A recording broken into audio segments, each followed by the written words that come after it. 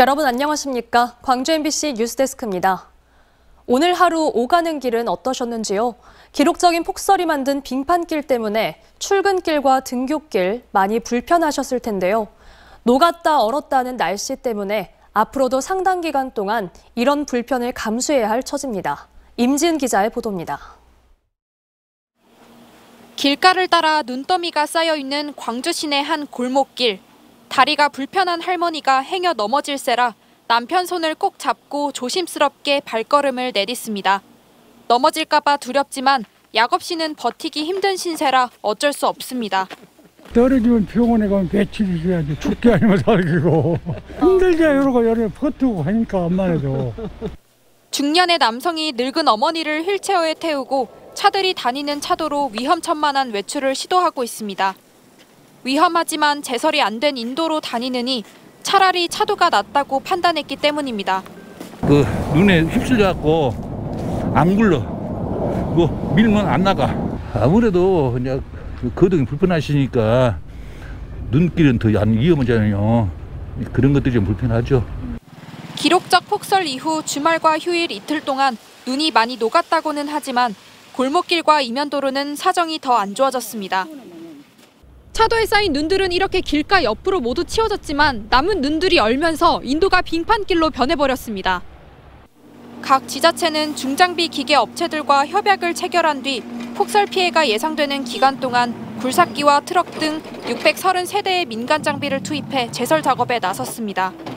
하지만 현재 확보된 인력과 장비로는 턱없이 부족합니다. 동해에 있는 인력들과 동해 자생단체들, 회원들, 주민들이 같이 치웠는데요. 그 한계가 있더라고요. 너무 많아가지고요. 이런 단체들과 함께 힘 모아가지고 최대한 주민들이 불편하지 않도록.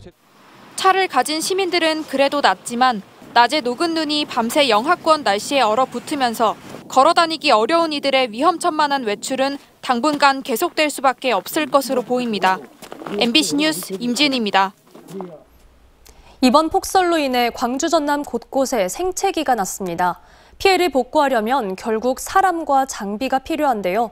얼마나 많은 지원이 필요할지, 하지만 아직은 피해 현황 파악도 채 끝나지 않았습니다. 이다현 기자입니다. 폭설이 쏟아진 담양의 한 마을. 이틀 전 그친 눈이 아직도 쌓여 있습니다. 발이 푹푹 잠기고 시설 하우스 위로 눈이 가득합니다. 피해는 농민들에게 집중됐습니다. 무너진 하우스 아닙니다. 지금 제 머리가 닿을 정도로 지붕이 푹 꺼졌는데요. 보시면 4개월 전에 심은 마늘들이 파릇파릇하게 잎을 피웠는데 하우스에 깔려서 아예 버리게 됐습니다. 요거냐 죽어본게 뭐 희망이 절벽이 없고 요것도 짜그러져 버리고 의욕이 없어져 버렸어. 시설 하우스 위에 쌓인 눈을 그대로 뒀다간 추가 피해가 생길 우려가 있지만 눈을 쓸어내는 것도 다 망가져버린 구조물을 해체하는 것도 쉽지 않은 일입니다. 누가 이러고 철수를 해주고 누가 이러고 치해줄 거예요. 그건 이거 깎아서 나이도 먹어갖고 사람도 없고. 주민들 안전도 문제입니다. 담양의 한 고지대 마을로 들어가는 길목은 여전히 꽁꽁 얼어 있습니다. 지난 이틀간 중장비가 투입됐지만 작업이 아직도 끝나지 않았습니다. 이미 제설 작업을 했던 인근의 또 다른 마을도 바닥이 군데군데 얼어붙어 있긴 마찬가지입니다. 면 단위의 제설기가 없어요. 면 단위 한 대라도 전문적 제설기를 좀 준비를 해주셨으면 하는 바람입니다. 복구가 더디게 진행되는 사이 전남도 폭설 피해 현황은 더 늘었습니다. 농업시설하우스 95곳, 축사 13곳이 피해를 본 것으로 잠정 집계됐습니다. 현황 파악이 마무리돼야 하우스 철거 등 복구 작업에 인력과 장비를 얼마나 투입할지 결정될 전망입니다. 현지 조사가 끝나고 나면 저희들이 이제 필요에 따라서 군부대나 협조해가지고 노력봉사 차원에서 좀 지원할 수 있는 계획을 따로 생각하고 있습니다. 폭설이 그친 지 이틀이 지났지만 복구를 기약할 수 없는 상황이 농민들은 답답하기만 합니다. MBC 뉴스 이다현입니다. 폭설로 인한 도로 파임 피해, 이른바 포트홀이 8천여 개가 발생해 광주시가 응급 복구에 나섰습니다. 광주시는 현재 신고된 포트홀 발생만 7,600여 건에 달하고 있는 만큼 9개 팀 21명으로 구성된 전담반을 투입해 포트홀 복구에 나섰다고 밝혔습니다. 이 전담반은 전체 구간을 순찰하며 포트홀을 발견하는 즉시 현장에서 응급 복구할 방침입니다. 포트홀은 내린 눈이 녹아 도로 홈에 스며들어 수축과 팽창을 반복하는 과정에서 만들어지는 도로 파임 현상입니다.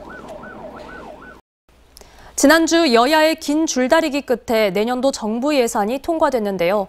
광주 전남의 예산이 당초보다 늘어나면서 그간의 수건사업 추진에 탄력을 받게 됐습니다. 하지만 지역화폐 예산과 도시철도 무임승차 예산이 대폭 삭감되거나 반영되지 않아 지자체가 떠안아야 하는 상황에 놓였습니다. 보도에 김영찬 기자입니다. 여야의 긴 줄다리기 끝에 통과된 내년도 정부 예산안. 광주시는 국비 3조 3,081억 원으로 전년도보다 900억여 원 이상 늘었습니다. 이번 예산의 특징은 집중과 수건 사업이 해결됐다는 점입니다. 특히 광주시의 AI 관련 사업비가 대거 반영됐습니다. 인공지능 지적단지 2단계 사업비는 마지막까지도 기재부의 반대로 무산될 뻔했지만 가까스로 예산에 포함됐습니다. 금요일 오후까지도 이 AI 2단계 사업비 예산이 확정되지 않았습니다.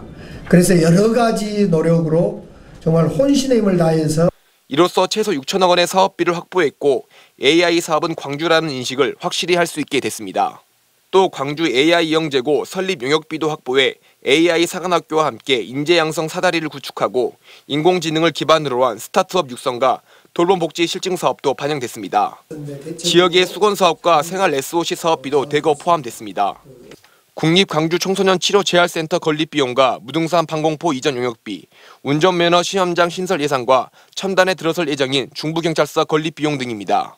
또 동광주 광산 IC 고속도로 확장 사업과 광주에서 고흥우주센터를 바로 갈 수 있는 고속도로 건설 사전 기획 조사비 3억 원 등 생활 SOC 예산도 눈에 띕니다. 아시아 문화중심도시 조성사업 관련 예산 514억 원이 반영되어 최초로 500억이 넘는 예산을 확보한 만큼 전남도는 2년 연속 8조 원 시대를 열었습니다. 장성 국립심내혈관 연구소와 화순 백신 안전 기술 지원센터 사업비 등이 반영되면서 의료 신규 사업에 새로운 물꼬를 틀 수 있게 됐습니다. 질적 측면에서도 차세대 에너지 산업, 미래 첨단 전략 산업, 문화 관광 및 농림해양 분야 등에 골고루 반영하였습니다. 하지만 지역화폐 예산이 대폭 삭감됐고 도시철도 무임수송 손실지원분이 아예 포함되지 않는 등 지자체의 부담이 커졌다는 부분은 아쉬운 점으로 남았습니다. MBC 뉴스 김영창입니다. 국민의힘이 기획재정부 재정사업평가위원 회의를 앞두고 전남대병원 신축과 관련한 예비타당성 조사 통과를 자신하고 나섰습니다. 국민의힘 광주시당은 기자회견을 열고 지난 8월 행정 절차상 미습으로 전 대병원이 기재부의 예타 조사 대상에서 제외돼 아쉬웠다며 이번에는 반드시 예타 대상에 포함될 수 있도록 하겠다고 밝혔습니다.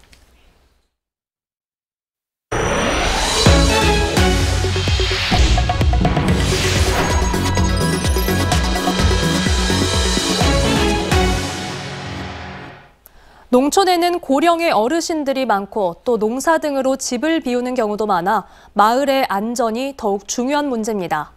경찰이 CCTV를 늘렸는데 범죄 발생은 줄고 범인 검거는 늘어난 사실이 통계적으로 입증됐습니다. 박종우 기자가 취재했습니다. 무안의 한 마을, 90여 세대가 사는 농촌 입구에 방범용 CCTV 4대가 새로 설치됐습니다. 마을로 들어오는 길목에 있어 누가 오는지 어디로 가는지 확인이 가능합니다. 주민들은 CCTV 설치 이후 범죄 발생 걱정을 덜었습니다. 일단 크게 보면 범죄 예방 그리고 농산물 도난은 예방할 수 있어서 좋은 것 같습니다. 농촌 마을에 설치된 CCTV는 실종자 찾기에도 도움이 되고 있습니다. 그것이 꼭 그 치매에 걸린 노인뿐만이 아니고 도난 방지라든지 또 행사적 범죄 행위라든지.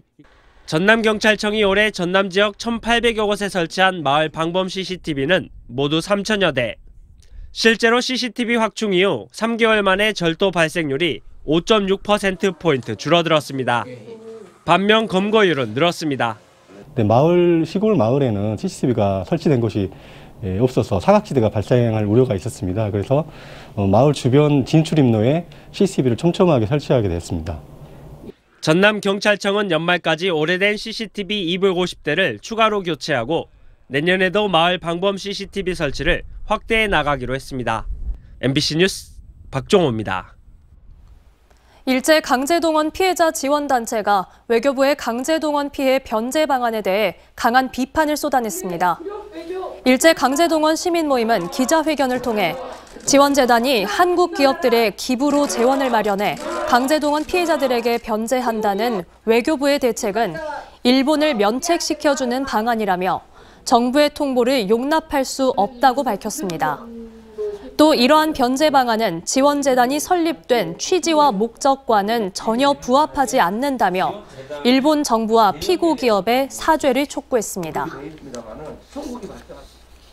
쌀값 안정을 위한 전략작물 직불제 예산이 국회 심의 과정에서 당초 정부 예산안보다 400억 원 늘어난 1,121억 원이 반영됐습니다. 더불어민주당 신정훈 국회의원은 쌀값 폭락의 원인인 구조적인 쌀 과잉 생산을 막기 위해서는 논타작물 재배 지원 사업 등 쌀 생산 조정이 필요하다며 이번 국회 예산 심의 과정에서 관련 예산이 대폭 증액된 것을 환영한다고 밝혔습니다. 또 정부와 여당의 반대로 답보 상태인 양곡관리법 개정안도 조속히 국회에서 통과될 수 있도록 당 차원에서 노력하겠다고 밝혔습니다.